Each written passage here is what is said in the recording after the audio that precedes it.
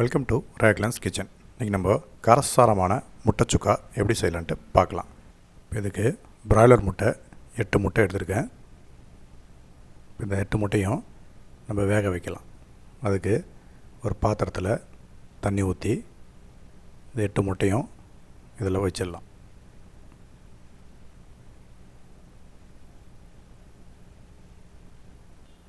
இப்போ இந்த 8 முட்டையும் உள்ளே வச்சு கொஞ்சம் போல் கல்லுப்பு போட்டு நம்ம ஸ்டவ் ஆன் பண்ணி நல்லா முட்டையை வேக வச்சுக்கலாம்.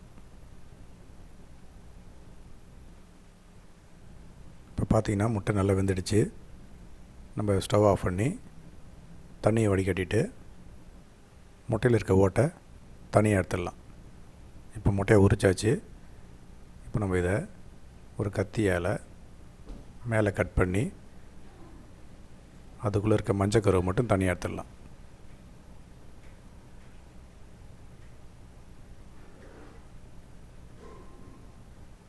இதே மாதிரி எல்லா முட்டையும் நம்ம உடச்சி மஞ்சள் கருவை தனியாக எடுத்து வச்சிடலாம். இந்த வெள்ளைக்கருவை சின்ன சின்ன பீசஸாக கட் பண்ணிக்கலாம்.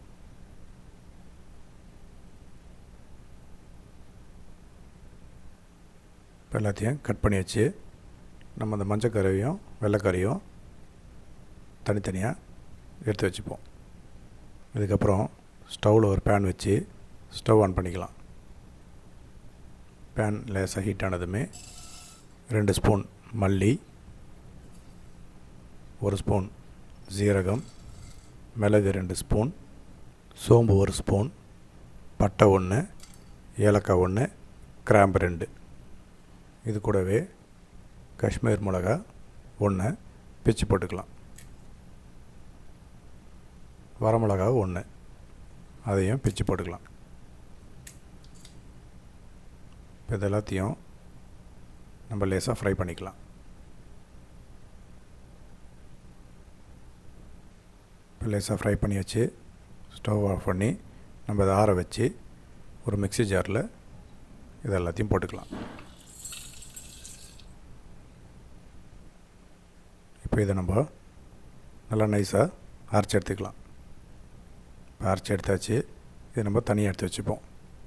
இதுக்கப்புறம் ஒரு கடாயை வச்சு ஸ்டவ் ஆன் பண்ணி 2 கரண்டி எண்ணெய் ஊற்றிக்கலாம். எண்ணெய் சூடானதுமே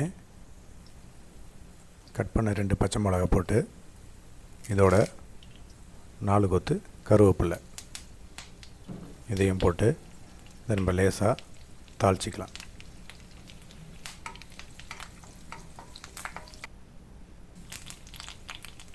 தாளிப்பானதுமே இதோட நம்ம அரைச்சி வச்ச மசாலாவை இதில் ஆட் பண்ணிடலாம்.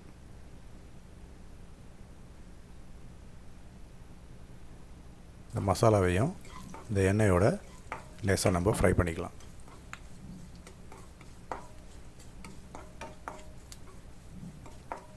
இப்போ பார்த்திங்கன்னா எண்ணெய் நல்லா திரிஞ்சு வந்துடுச்சு. இந்த சமயத்தில் நம்ம கட் பண்ணி வச்ச முட்டையோட வெள்ளைக்கருவை இதில் சேர்த்துக்கலாம். இதையும் இந்த மசாலாவோட நம்ம லேசாக ஃப்ரை பண்ணிப்போம்.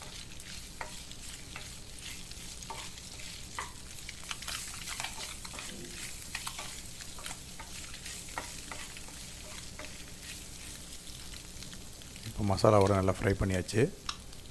இதோட மஞ்சள் கருவையும் போட்டு இதையும் நம்ம நல்லா எல்லாத்தோடு சேர்த்து ஃப்ரை பண்ணிக்கலாம்.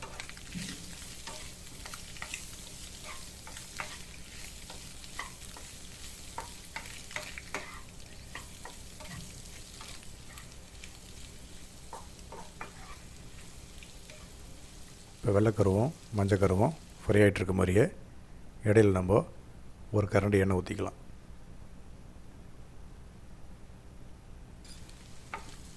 அந்த எண்ணெயோட நல்லா சேர்த்து திரும்பவும் நல்லா நம்ம அதை ஃப்ரை பண்ணிக்கலாம். நல்லா டாஸ் பண்ணி நல்லா திருப்பி போட்டு நல்லா ஃப்ரை பண்ணிப்போம். இப்போ பார்த்திங்கன்னா நம்ம போட்ட மசாலாவோட முட்டை நல்லா ஃப்ரை ஆகி வந்துடுச்சு. காரசாரமான முட்டை சுக்கா ரெடி. நீங்களும் இந்த முட்டை சுக்கா ரெசிப்பியை வீட்டில் செஞ்சு பார்த்து உங்களுக்கு பிடிச்சிருந்துச்சுன்னா என் சேனலுக்கு லைக் பண்ணுங்கள், சப்ஸ்கிரைப் பண்ணுங்கள், கூட பெல் பட்டனை ப்ரெஸ் பண்ணுங்கள். இனி வரும் சமையலில் சந்திப்போம். Raglannskitchen. Thank you.